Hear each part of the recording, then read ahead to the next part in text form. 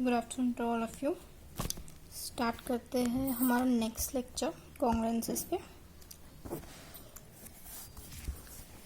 ये थ्योरम में से सेकेंड एंड थर्ड ऑप्शन जो है वो आपको समर 19 4 मार्क्स के लिए पूछा गया है। ठीक है, तो बहुत ही इजी है, जस्ट आपको थोड़ा सा डेफिनेशन का यूज़ करना पड़ेगा। प्रूफ स्टार्ट करते हैं।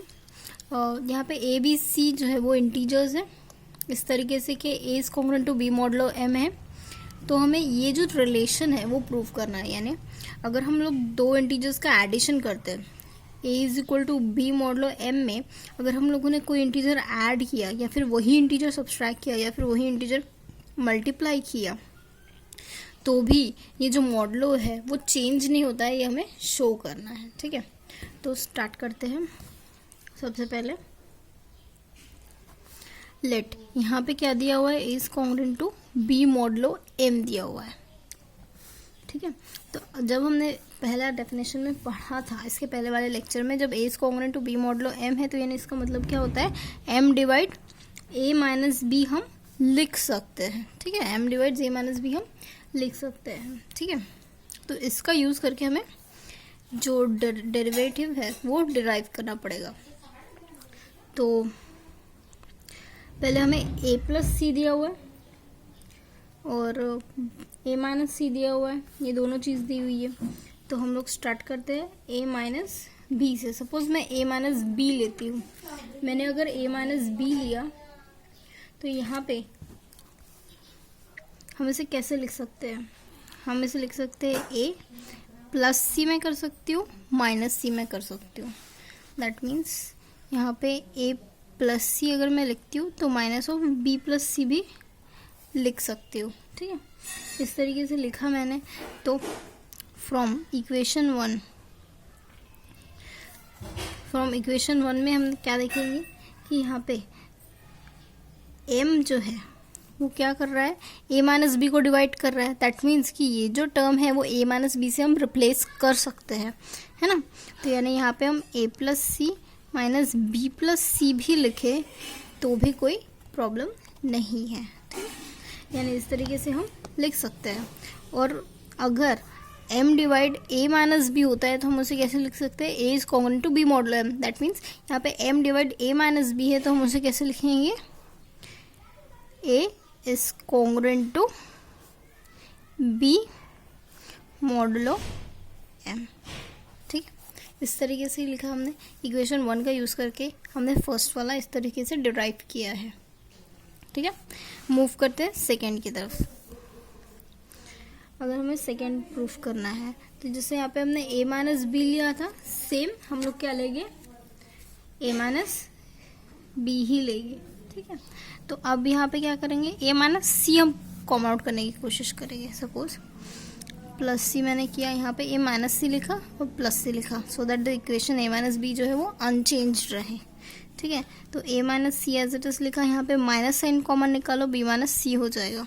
ठीक है, और हमने इसके पहले क्या दिखा था, फ्रॉम इक्वेशन 1 m डिवाइड क्या करता है, a माइनस बी को डिवाइड करता है a माइनस बी को, और a माइनस बी का वैल्यू क्या है, ये है। दैट मीन्स कि हम यहाँ पे क्या लिख सकते हैं, a minus C minus B minus C लिख सकते हैं। ठीक है, और अगर हमने इस तरीके से लिखा m divide a minus b, that means क्या होता है, उसका मतलब क्या होता है, a is congruent to b modulo m। ठीक है, इस तरीके से हमारा सेकेंड वाला जो कॉन्सेप्ट है वो प्रूव होता है। नेक्स्ट हम मूव करते हैं थर्ड पे। थर्ड हमें क्या शो करना है, A C is equal to B C mod M लेना है। ठीक है, तो हम जैसे यहाँ पे a माइनस बी था, है ना, इक्वेशन 1, तो हम लोग m divide a minus b तो है, पर m divide c times a minus b भी लिख सकते हैं। दैट मीन्स कि हम लोग क्या लिख सकते हैं, m divide C A minus C B. ठीक है, और जब इस तरीके से हमने लिखा m divide C A minus C B, यानी ये क्या इम्प्लाई करेगा, C A is congruent to C B mod m। ठीक है, सेम इसी की तरह हम लोग फोर्थ भी ले सकते हैं, है ना, m divide a minus b है तो हम c लिख रहे हैं, m डिवाइड्स c, दोनों तरफ मल्टीप्लाई भी कर रहे हैं और डिवाइड भी कर रहे हैं फ्रॉम इक्वेशन 1, ठीक है। हमने ये c जो है वो मल्टीप्लाई भी किया और डिवाइड भी किया। दैट मीन्स mc क्या करेगा, डिवाइड कर रहा है ac माइनस bc, ठीक है। यानी ये क्या इम्प्लाई करेगा, AC is congruent to BC mod MC, ठीक है। इस तरीके से हमने ये प्रूफ कर दिया।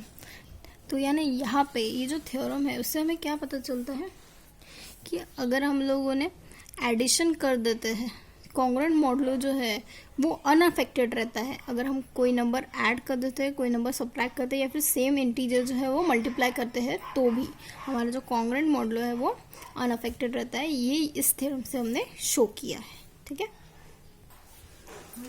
तो यहाँ पे 17 इज कॉन्ग्रुएंट टू 5 मॉडुलो 4 है। एक एग्जांपल हमने लिया है, जैसे हमने जो इसके पहले थ्योरम किया था उसका एग्जांपल। अगर हम ये मॉडुलो m वाला एग्जाम्पल चूज करते हैं तो आप क्या देखोगे, अगर आप यहाँ पे 3 ऐड कर रहे हो, ठीक है, 3 ऐड कर रहे हो या फिर 3 सब्ट्रैक्ट कर रहे हो या फिर 3 मल्टीप्लाई कर रहे हो तो भी हमारा मॉडुलो 4 जो है उस पर कोई इफेक्ट नहीं करेगा।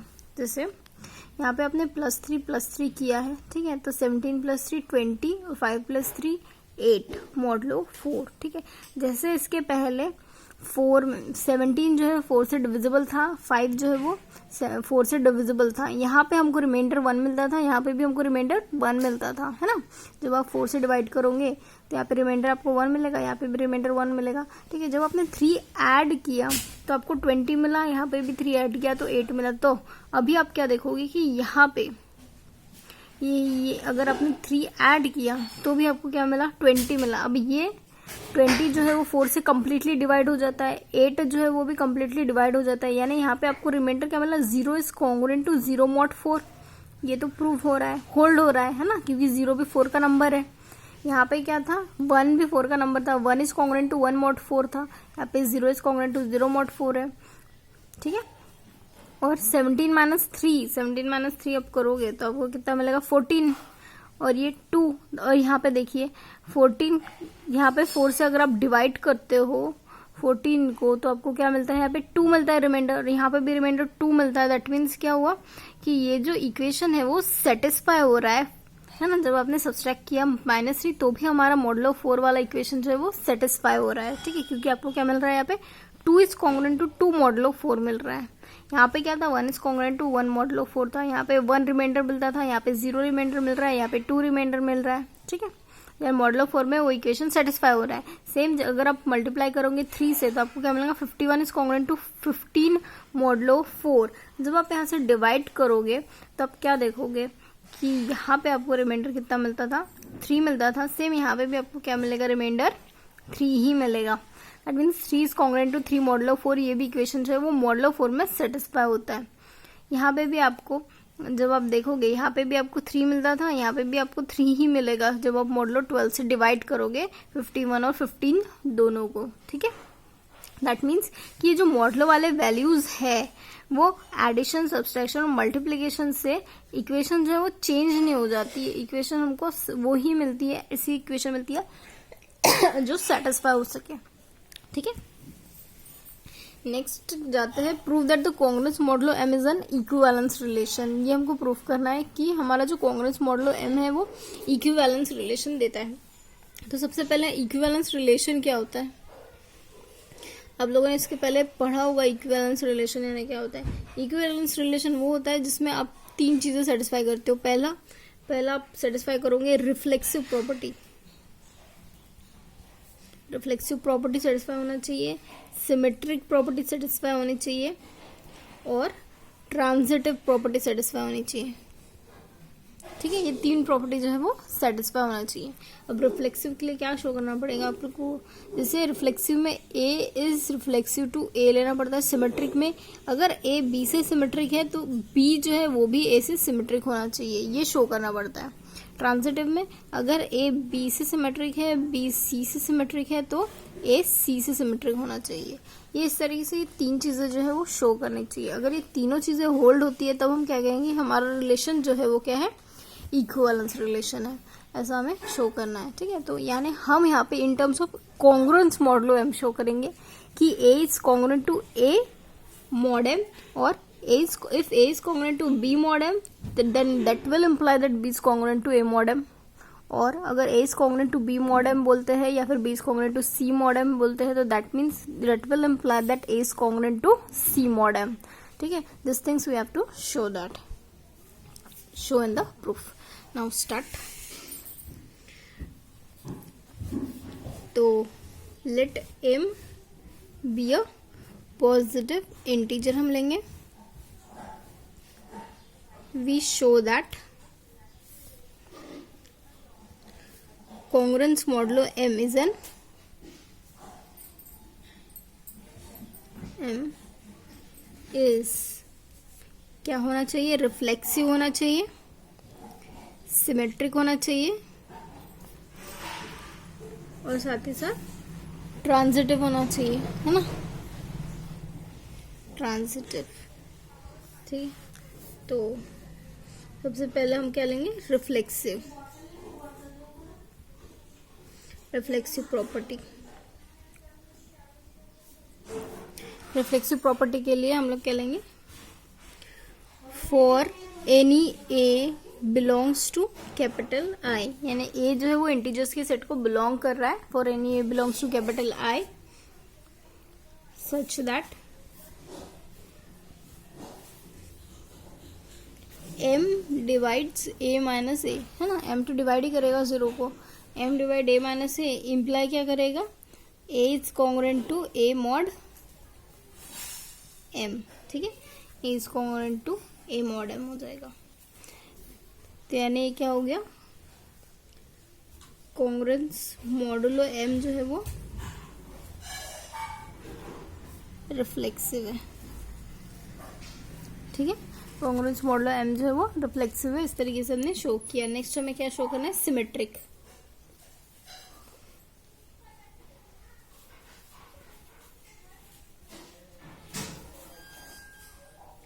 ठीक है, सिमेट्रिक शो करना है तो स्टार्ट करेंगे दो नंबर. जैसे इसके पहले हम लोगों ने एक नंबर लिया था, अभी यहाँ पे दो नंबर लेंगे. ठीक है, let a b belongs to I such that a is congruent to क्या है, बी मॉडुलो एम है ना. यानी ये क्या एम्प्लाई करेगा, एम जो है वो क्या डिवाइड करेगा, ए माइनस बी डिवाइड करेगा. दैट इज एम डिवाइड, जैसे ये ए माइनस बी है वैसे आप क्या लिख सकते हो, बी माइनस ए भी लिख सकते हो. ए माइनस बी को आप बी माइनस ए भी लिख सकते हो.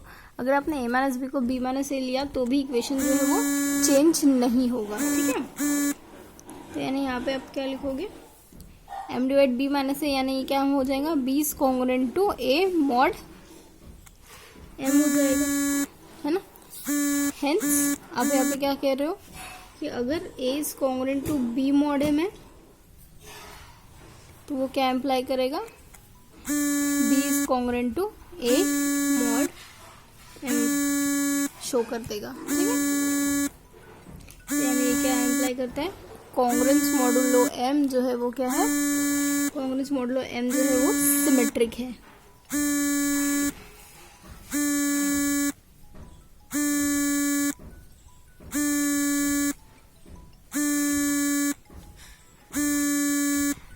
ठीक है, नेक्स्ट हम लेंगे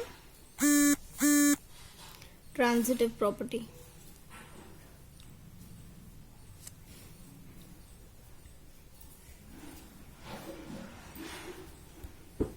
तो ट्रांजिटिव प्रॉपर्टी के लिए हमें क्या लेना पड़ता है, तीन नंबर्स लेने पड़ते हैं.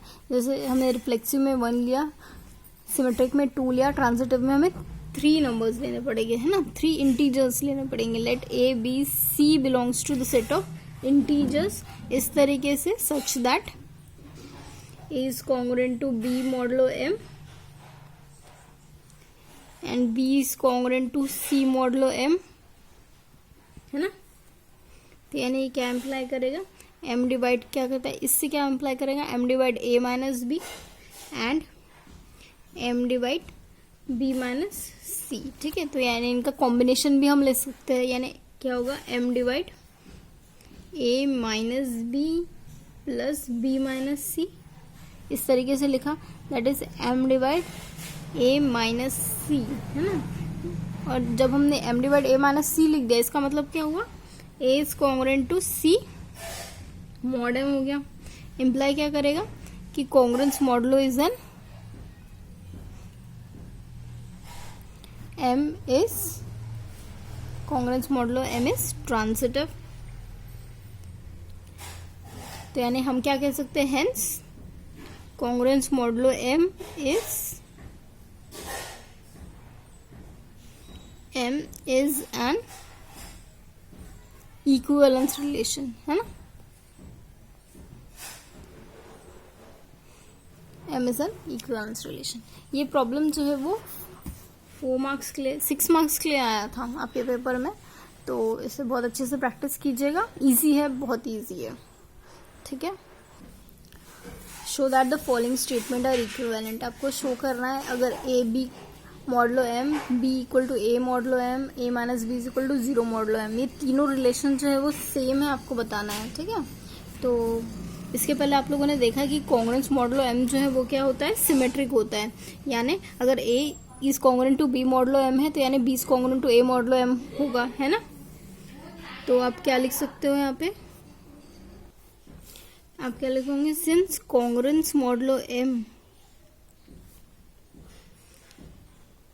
Is symmetric. आपको दिया हुआ है कि कॉन्ग्रुएंस मॉडुलो एम जो है वो क्या है, सिमेट्रिक है ना।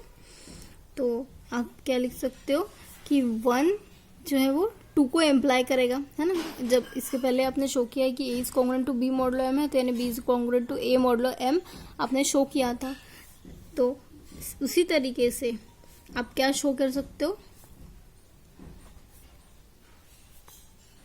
उसी तरीके से आप क्या शो कर सकते हो, B is congruent to A modulo M क्या इम्प्लाई करेगा कि A is congruent to B modulo M, है ना। यानी 1 इम्प्लाई 2 और 2 इम्प्लाई 1 एक दूसरे के लिए इक्विवेलेंट है, यानी 1 एंड 2 आर इक्विवेलेंट आप बता सकते हो, ठीक है। तो नेक्स्ट आपने इन दोनों को इक्विवेलेंट बता दिया, अब ये थर्ड जो है, थर्ड को आपको दिखाना पड़ेगा इक्विवेलेंट है करके, है ना। By definition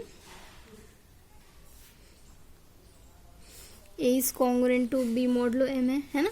A is congruent to B modulo M है, तो यानी वो क्या इम्प्लाई करेगा कि m जो है वो क्या डिवाइड करता है, a माइनस बी को डिवाइड करता है, m divide a minus b. अगर m a माइनस बी को डिवाइड करता है तो यानी इसका मतलब क्या होगा, m डिवाइड, आप इसे कैसे लिख सकते हो, a माइनस बी माइनस 0 भी लिख सकते हो, है ना।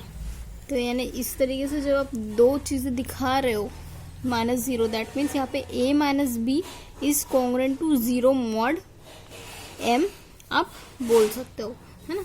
यानी यहाँ पे जब आपने A is congruent to B modulo M ले लिया, तो A minus B is congruent to 0 mod M आपने शो किया है, यानी आपने क्या किया, और वो भी इफ एंड ओनली इफ, यानी आपने क्या शो किया, ए इज इक्विवेलेंट टू 3, ठीक है।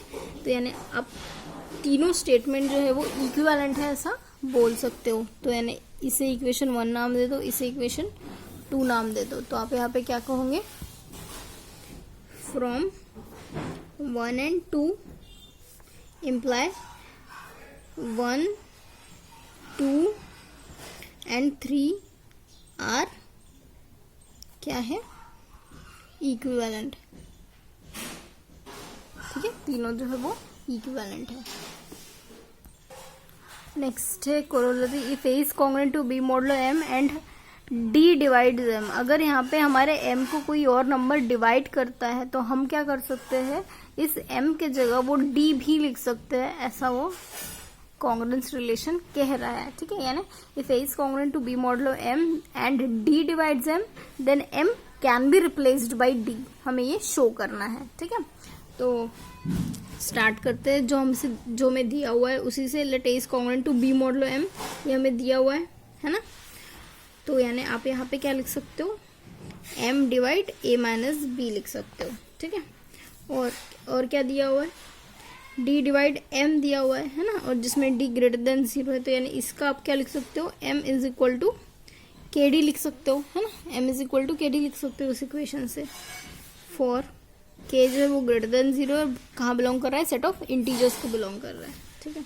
तो यानी यहाँ पे इस इक्वेशन में equation 1 will employee m divide a minus b, तो यानी आप यहाँ पे kd भी लिख सकते हो, ठीक है, since m is equal to क्या लिखा है, kd लिखा हुआ है, ठीक है। तो अगर ये m divide a minus b है तो आप ये a माइनस b को साथ में आप k भी लिख सकते हो, m divides k times a minus b भी लिख सकते हो, ठीक है, क्योंकि m अगर a माइनस b को, नेक्स्ट स्टेप आएगी m divides k times a minus b, ठीक है। अगर m a माइनस b को बिलोंग करता है that means m k times a minus b को भी बिलोंग करता, डिवाइड करता है, ठीक है। फिर बाद में आप m का वैल्यू kd पुट करोगे और यहाँ से आप क्या कहोगे कि d divides a minus b, ठीक है, d divides a minus b, d divides a minus b, इसका मतलब क्या होता है, a is congruent to b mod d, ठीक है। इस तरीके से आप ये वैल्यू जो है वो शो करोगे, ठीक है। सिंपल सा वैल्यू है, जस्ट आपको m के इक्वल टू के डी जो है वो यहाँ पे पुट करना है, के डी m की जगह के डी पुट करना है और वैल्यू लानी है, ठीक है। इसका एक एग्जांपल भी है, जैसे आप कह रहे हो कि 27 is congruent to 7 mod 6, suppose 27 is congruent to 7 mod 6 अगर आपने बोला, क्योंकि देखो आप यहाँ पे रिमाइंडर 25 का रिमाइंडर 1 मिलेगा हमको, 7 में भी रिमाइंडर 1 मिलेगा जब आप 6 से डिवाइड करोगे दोनों को, ठीक है। और यहाँ पे आप क्या देख रहे हो कि 3 जो है वो 6 को डिवाइड करता है, तो आप क्या कर सकते हो, ये 25 इज कॉन्ग्रुएंट टू 7 मॉड 3 भी लिखोगे तो भी इक्वेशन पे अफेक्ट नहीं गिरेगा। क्यों नहीं गिरेगा, 23 24, यहाँ पे आपको रिमाइंडर कितना मिल रहा है, 0 यहाँ पे आपको रिमाइंडर कितना मिल रहा है, यहाँ पे आपको रिमाइंडर कैसा मिल रहा है, 1 मिल रहा है, और यहाँ पे भी आपको रिमाइंडर कितना मिलेगा, 1। जब आप 3 से डिवाइड करोगे, 25 को 3 से डिवाइड करोगे 7 को, तो आपको रिमाइंडर यहाँ पे कितना मिलेगा, 1 ही मिलेगा, ठीक है। दैट मीन्स कि अगर आप यहाँ पे 6 को 3 से भी रिप्लेस करते हो, ऐसा नंबर जो कि 6 को डिवाइड करता हो कंप्लीटली, तो भी हमारा इक्वेशन जो है वो अनअफेक्टेड रहेगा, ठीक है। सपोज यहाँ पे आप 3 एलिमेंट्स ले रहे हो, 0 1 एंड 2, ठीक है। एक सेट S में आप 3 एलिमेंट ले रहे हो, 0 1 2, और इसमें मॉड 5 अप्लाई कर रहे हो। अब मॉड 5 अप्लाई करने का फायदा क्या है, मॉड 3 अप्लाई करने का फायदा क्या है, कि मॉड 3 अप्लाई करने का फायदा ये है कि अब जो दूसरे इंटीजर्स है वो भी आप इस एलिमेंट में मॉड 3 में कंसिडर कर सकते हो। जैसे सपोज मैं एक एलिमेंट ले रही हूँ, -6 -5 -4 -3 -2 -1 0 1 2 3 4, ठीक है। तो सपोज मैं एक क्लास ले रही हूँ, मैंने यहाँ पे 0 लिया और यहाँ पे 1 लिया और यहाँ पे 2 लिया। अब मुझे ऐसे नंबर्स लिखने हैं जो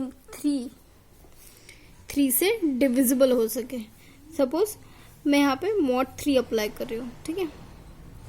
तो अभी अगर मैंने रिमाइंडर, यहाँ पे रिमाइंडर मुझे 0 मिल रहा है, यहाँ पे 1 3, ये 3 ही नंबर जो है वो मॉड 3 को बिलोंग करेंगे, ठीक है।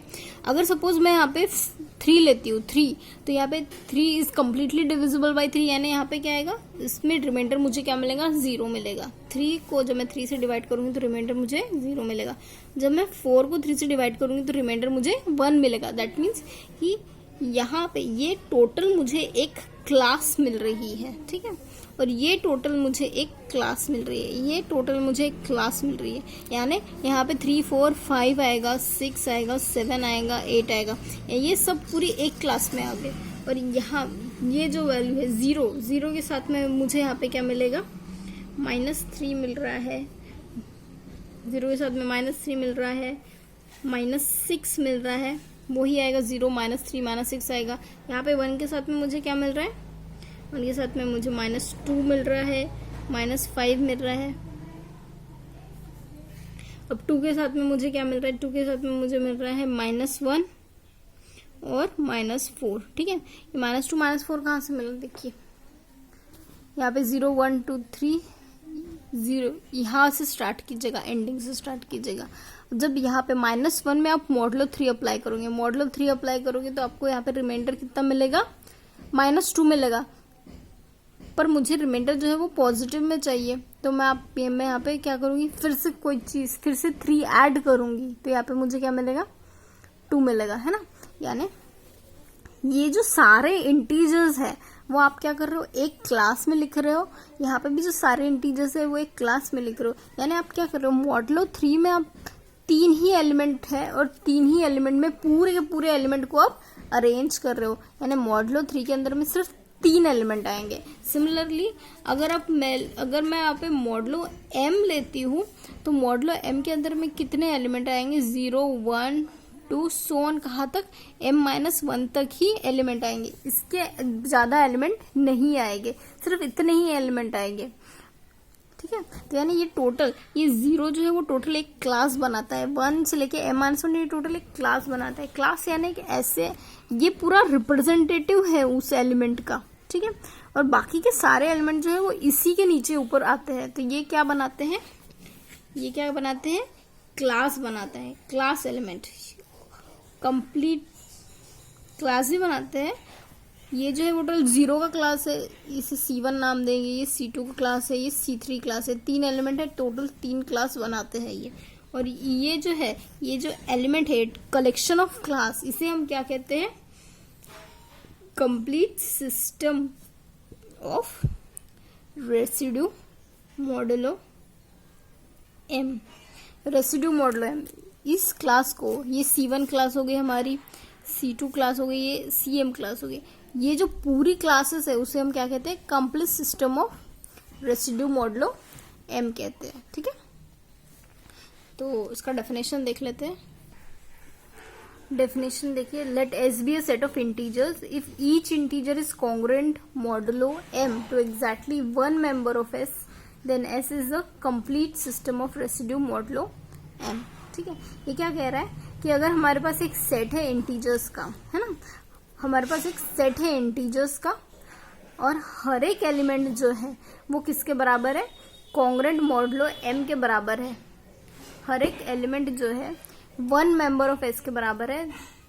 यानी क्या कह रहा है कि हर एक एलिमेंट जो है वो एक कंप्लीट क्लास के बराबर है, तब हम उसे क्या कहेंगे, complete system of residue modulo M कहेंगे। जैसे यहाँ पे हम लोगों ने लिया था, जब हमने 0 1 2 लिया था, तो यहाँ पे हर एक एलिमेंट जो है वो क्या था, एक कंप्लीट क्लास था, क्लास एलिमेंट था। हर एक एलिमेंट जो था वो क्या था, क्लास एलिमेंट था। तब हम क्या कहते हैं कि ये जो थे 3 एलिमेंट जो थे वो क्या था, complete system of residue modulo 3। ये complete system of residue modulo 3 था। अब यहाँ पे सेम ये वही कह रहा है, let S be a set of integers if each integer is congruent to M, हर एक इंटीजर जो है वो M के एलिमेंट के बराबर हो, एग्जैक्टली एक मेंबर के बराबर हो, तब हम क्या कहेंगे कि S जो है वो कंप्लीट सिस्टम है किसका, रेसिड्यू मॉडुलो M का। जैसे यहाँ पे हमने दिया हुआ है the set 0 1 2 3 4 is a complete system of residue modulo, यहाँ पे 5 आएगा, हाँ, रेसिड्यू मॉडुलो 5। ठीक है, और ये 0 to M-1 ये क्या है, complete system of residue modulo M। ठीक है, नेक्स्ट थ्योरम है, let A1 A2 B1 B2 belongs to set of integers such that A1 is congruent to B1 mod M, A2 is congruent to B2 mod M। तो हमें क्या बताना है कि अगर हम इन दोनों मॉडुलस का एडिशन करते हैं या फिर इन दोनों मॉडुलस का मल्टीप्लिकेशन करते हैं या फिर कोई एक इंटीजर भी उनसे मल्टीप्लाई करवाते हैं, तो भी ये मॉडुलो रिलेशन जो है वो अनइफेक्टेड रहेगा, या फिर इस तरीके से उनके बीच का जो रिलेशन है वो सेटिस्फाई हो गया, ये हमें बताना है। ठीक है, तो हमें A प्लस माइनस बताना है और A1 A2 बताना है और एक integer CA1 equal to CB1 modulo M, ये इस तरीके से हमें बताना है। C से भी मल्टीप्लाई करते हैं तो भी हमारा अनइफेक्टेड रहता है, ये हमें बताना है। ठीक है, प्रूफ स्टार्ट करते हैं हम लोग। लेट हमें दिया क्या हुआ है, A1 is congruent to B1 mod M दिया हुआ है। ठीक है, और A2 is congruent to B2 mod M दिया हुआ है। ठीक है, तो आप इसे कैसे लिख सकते हो, यहाँ से लिख सकते हो M divide A1 minus B1 और साथ ही साथ M divide A2 minus B2। ठीक है, तो यानी आप इसका लीनियर कॉम्बिनेशन भी करवा सकते हो। M डिवाइड, इसे इक्वेशन 1 नाम दे दीजिए, हाँ, M divide A1 minus B1 plus minus A2 minus B2। ठीक है, आपने इस तरीके से लीनियर कॉम्बिनेशन करवा दिया, प्लस माइनस लिख दिया, दैट मीन्स यहाँ पे क्या लिख सकते हो, m divide a1 plus minus a2 आपने लिख दिया, ठीक है। माइनस यहाँ पे आएगा b1 प्लस माइनस b2 लिख दोगे, ठीक है। दैट मीन्स ये क्या हो जाएगा, a1 plus minus a2 is congruent to b1 plus minus b2 mod m, ठीक है। इस तरीके से आपने फर्स्ट वाला जो है वो प्रूफ कर दिया। नेक्स्ट आपको सेकेंड वाला प्रूफ करना है, ठीक है। तो इसके लिए आप इक्वेशन 1 यूज करोगे, फ्रॉम इक्वेशन 1। अब इक्वेशन 1 से आप क्या करोगे, m डिवाइड, यहाँ पे लीनियर कॉम्बिनेशन लेना है आपको, लीनियर कॉम्बिनेशन यहाँ पे a1 भी मल्टीप्लाई कर सकते हो और यहाँ पे p1 भी मल्टीप्लाई कर सकते हो। तो सपोज आपने यहाँ पे मल्टीप्लाई किया है a1 माइनस b1 है, ठीक है, प्लस यहाँ पे आपने मल्टीप्लाई किया है b1 a2 माइनस b2, ठीक है। a2 माइनस b2 के साथ b1 करना है, a1 माइनस b1 के साथ a2 मल्टीप्लाई करना है। तो जब आप इसको ब्रैकेट ओपन करोगे तो यहाँ पे क्या दिखेगा, देखो a2 a1 है माइनस a2 b1 है प्लस b1 a2 है माइनस b1 b2 है, ठीक है। तो अब यहाँ पे कैंसिल क्या क्या हो रहा है, a2 b1 कैंसिल हो रहा है। आप क्या लिख सकते हो, m डिवाइड यहाँ पे a1 a2 minus b1 b2 लिख सकते हो, ठीक है। तो यानी इसका मतलब क्या होता है, a1 a2 is congruent to b1 b2 mod m होता है, हम ये हमको हमारा सेकेंड वाला प्रूफ हो गया। नेक्स्ट हमें थर्ड प्रूफ करना है। तो थर्ड हम कैसे प्रूफ करेंगे, इक्वेशन 1 की हेल्प से ही प्रूफ करेंगे, ठीक है। तो इक्वेशन 1 के लिए आप क्या लोगे, यहाँ पे m डिवाइड, यहाँ पे a1 माइनस b1 है तो a1 माइनस b1 के लिए आप c लिखोगे, c1 a1 माइनस b1, ठीक है। c टाइम्स a1 b1 भी लिखोगे तो भी मीनिंग जो है वो सेम ही आएगा। c कहाँ बिलोंग कर रहा है, सेट ऑफ इंटीजर्स को बिलोंग कर रहा है, ठीक है। तो यानी यहाँ पे आप लिख सकते हो m c a1 minus c b1, बहुत ईजी है ये। दैट मीन्स आप ये क्या लिख सकते हो, c a1 is congruent to c b1 mod m, ठीक है। इस तरीके से आपने ये तीनों रिजल्ट प्रूफ किए हैं, जो कि बहुत ज़्यादा इजी है, आपको बस थोड़ा सा यहाँ पे रिमेम्बर करना है। मिलते हैं नेक्स्ट लेक्चर में।